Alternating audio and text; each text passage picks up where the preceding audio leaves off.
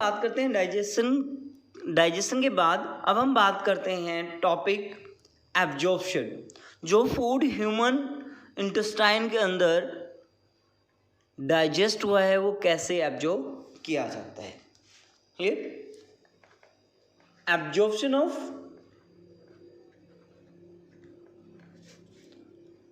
Digested food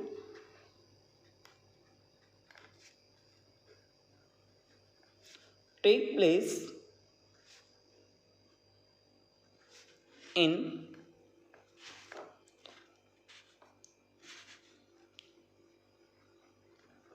small intestine।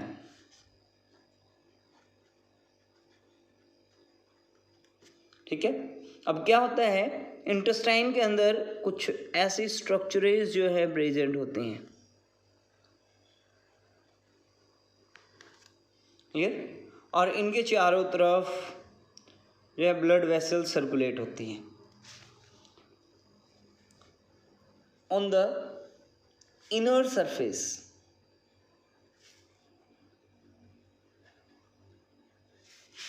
of small intestine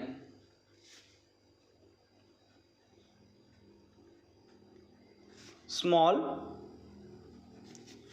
finger-like projection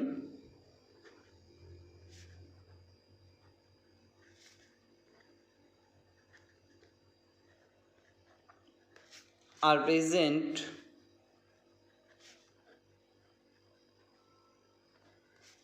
which increase the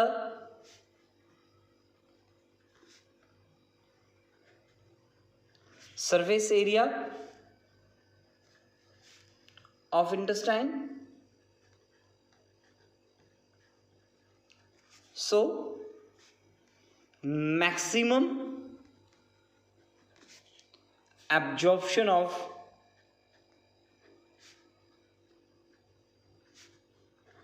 digested food occur। Clear? These villi are surrounded by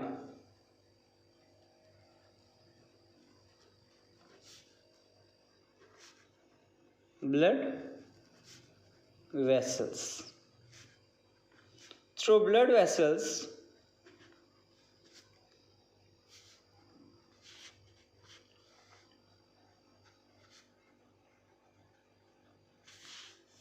food passes to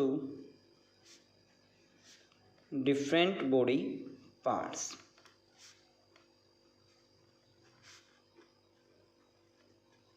अब आपसे question आपके NCERT में पूछा जाएगा कि कैसे जो एब्जॉर्प्शन ऑफ फूड होता है, कैसे जो है स्मॉल इंटेस्टाइन रोल प्ले करता है in the absorption of food. तो आपने सेम यही लिखना है कि on the surface of small intestine finger like projections are present. These finger like projection are called villi. Clear? अब इन्हें हम नाम दे रहे हैं, क्या है ये projection, finger like projection, these are villi. Clear?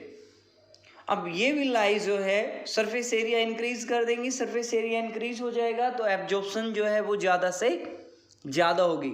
और इनका जो है ब्लड वेसल्स के साथ डायरेक्ट कनेक्शन है, तो उसकी वजह से ये जो एब्जॉर्ब होगा फूड वो पास कर दिया जाएगा ब्लड वेसल्स में, और ब्लड वेसल्स के द्वारा ये फूड जो है डिफरेंट बॉडी पार्ट्स में पास हो जाता है। अब लार्ज इंटेस्टाइन का रोल क्या है भाई?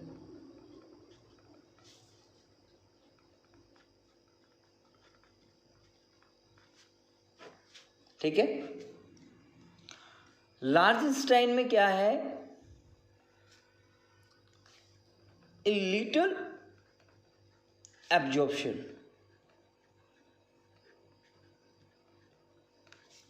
Of water and left minerals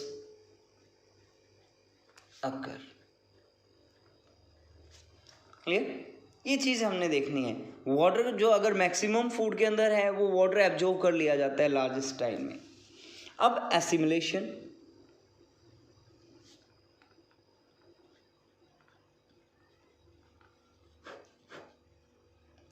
ठीक है, फर्दर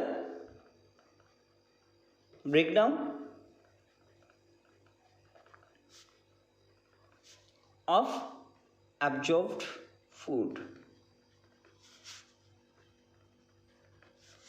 टू गेट एनर्जी। जब हमारी बॉडी को एनर्जी की नीड होगी किसी एक्टिविटी को करने के लिए, तो दोबारा से जो एब्जॉर्ब फूड है वो डाइजेस्ट किया जाएगा ताकि हमें एनर्जी मिल सके और उस एक्टिविटी को हम रन कर सके। क्लियर? जो फूड विलाई के द्वारा एब्जॉर्ब किया गया था, ब्लड वेसल्स के द्वारा डिफरेंट बॉडी पार्ट्स को पास किया गया था, वो फूड अब दोबारा से डाइजेस्ट होता है, उसे सिंपलर फॉर्म में तोड़ा जाता है। ग्लूकोज को तोड़ा जाएगा, मीन्स तो ग्लूकोज को तोड़ा जाएगा, कार्बन डाइऑक्साइड एंड वाटर, और एनर्जी रिलीज होती है। क्लियर? अब आ जाएगा लास्ट टॉपिक, इजेशन। ठीक है, ध्यान दीजिएगा, इजेशन एक्सक्रीशन अलग है। एक्सक्रीशन कभी भी इजेशन नहीं होता, आपसे डेफिनेशन पूछी जा सकती है। The undigested food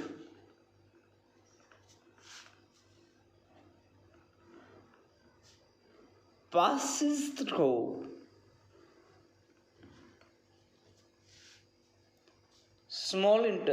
large intestine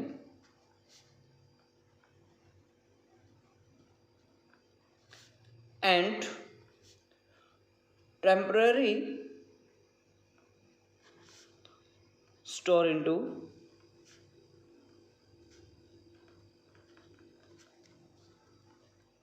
rectum. Clear? Rectum क्या होता है? लार्ज इंटेस्टाइन का लास्ट पार्ट होता है जिसमें वेस्ट मटेरियल को, अनडाइजेस्टेड फूड को स्टोर किया जाता है। When the rectum fulfill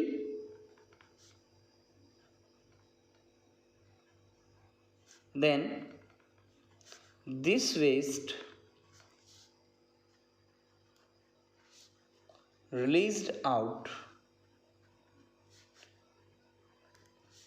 from rectum by aperture called anus in the form of feces, faecal matter, waste, toilet जो है आप इसे कह सकते हो। एनस जो है वो पोस्टीरियर एंड पर बैक में lower end of the vertebral columns के पास जो है एक होल प्रेजेंट होता है, उसे एनस कहते हैं, और वहाँ से जो है वेस्ट मटेरियल को बॉडी से बाहर रिमूव किया जाता है। अब हमारा ये टॉपिक था डाइजेशन इन ह्यूमन बीइंग्स। इसके साथ हमने एब्जॉर्प्शन, एसिमिलेशन और इजेशन किया। क्लियर? तो इसे कंप्लीट नाम दें हमने, वही सेम होलोजोइक न्यूट्रिशन पढ़ा, 5 स्टेप में पढ़ा। फर्स्ट स्टेप इंजेशन पढ़ा, second digestion, then absorption, assimilation और इजेशन। क्लियर है? तो ये आपसे कोई भी पूछ सकता है, तो आपने यहाँ पर ध्यान देना है इजेशन लिखा है, ना कि एक्सक्रीशन। क्लियर? एक्सक्रीशन हम आगे पढ़ेंगे तो आपको ऑटोमेटिकली पता चल जाएगा what is the difference between egestion and excretion. Clear है? Thank you.